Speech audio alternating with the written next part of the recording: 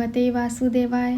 प्रिय मित्रों, आप पवित्र पथ पर अब उस क्षण में पहुंच चुके हैं जहां अर्जुन का शोक केवल मन तक सीमित नहीं रहता, वह पूरे शरीर, इंद्रियों और चेतना को घेर लेता है। अब यह केवल भावनात्मक पीड़ा नहीं है, अब यह अस्तित्वगत संकट बन चुका है। श्लोक 29। मेरा शरीर कांप रहा है, रोमांच हो रहा है, मेरे हाथ से गांडीव धनुष गिर रहा है और मेरी त्वचा जल सी रही है। मित्रों, यह श्लोक अर्जुन के भीतर चल रहे तूफान को पूरी तरह खोल देता है। अब अर्जुन अपने विचार नहीं बता रहा, अब वह अपने शरीर की सच्चाई बता रहा है। मेरा शरीर कांप रहा है। यह कांपना डर का नहीं है, यह वह कंपन है जो तब होता है जब आत्मा किसी असहनीय सत्य से टकराती है। रोमांच हो रहा है। यह आनंद का रोमांच नहीं है, यह आत्मा का झटका है। जब मनुष्य अपने जीवन की सबसे कठिन सच्चाई अचानक देख लेता है तो शरीर ऐसे ही प्रतिक्रिया देता है। और फिर मेरे हाथ से गांडीव धनुष गिर रहा है। मित्रों, यह केवल धनुष गिरना नहीं है, यह अर्जुन की पहचान का गिरना है। गांडीव अर्जुन का गर्व, उसकी शक्ति, उसकी पहचान।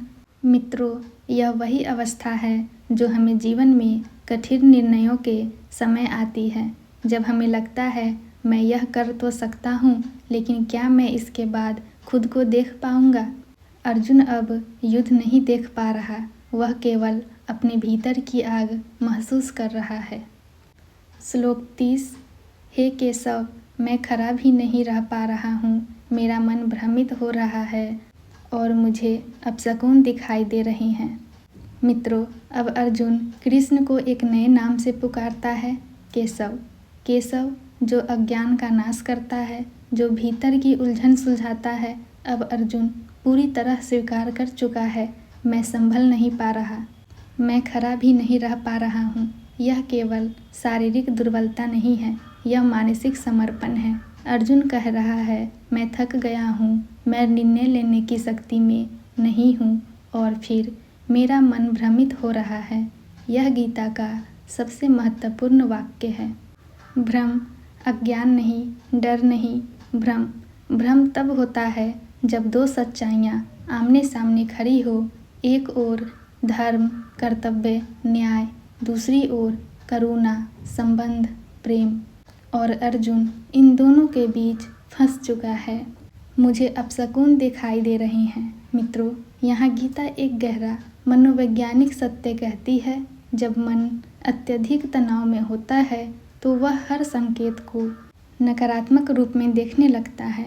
अर्जुन को भविष्य नहीं दिख रहा, उसे केवल अनर्थ की छाया दिख रही है।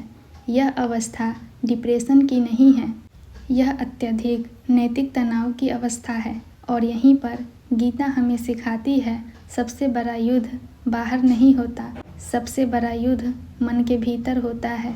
अर्जुन अब पूरी तरह टूट चुका है, उसका शरीर जवाब दे चुका है, उसका मन भ्रमित है, उसकी पहचान ढह चुकी है। और यही वह क्षण है जिसका गीता प्रतीक्षा कर रही थी, क्योंकि जब तक मनुष्य पूरी तरह नहीं टूटता तब तक वह पूरी तरह सीख नहीं सकता।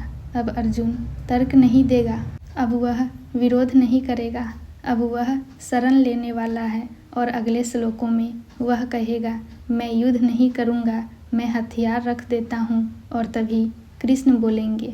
प्रिय मित्रों, इन श्लोकों में गीता हमें यह सिखाती है, टूटना कमजोरी नहीं है, भ्रम पाप नहीं है, सहायता मांगना सबसे बड़ा साहस है।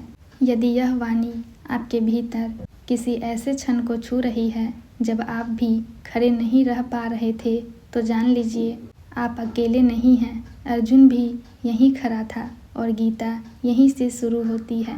गीता उन लोगों के लिए है जो मजबूत दिखते हैं लेकिन भीतर से जूझ रहे होते हैं। लाइक, शेयर एंड सब्सक्राइब कीजिए, इसलिए कि यह सहारा, यह स्वीकार, यह प्रकाश और हृदयों तक पहुँचे। पवित्र पथ के साथ बने रहिए। अगले श्लोकों में अर्जुन धनुष रख देगा, युद्ध से इनकार करेगा और तभी कृष्ण का दिव्य उपदेश हमारे जीवन में प्रवेश करेगा।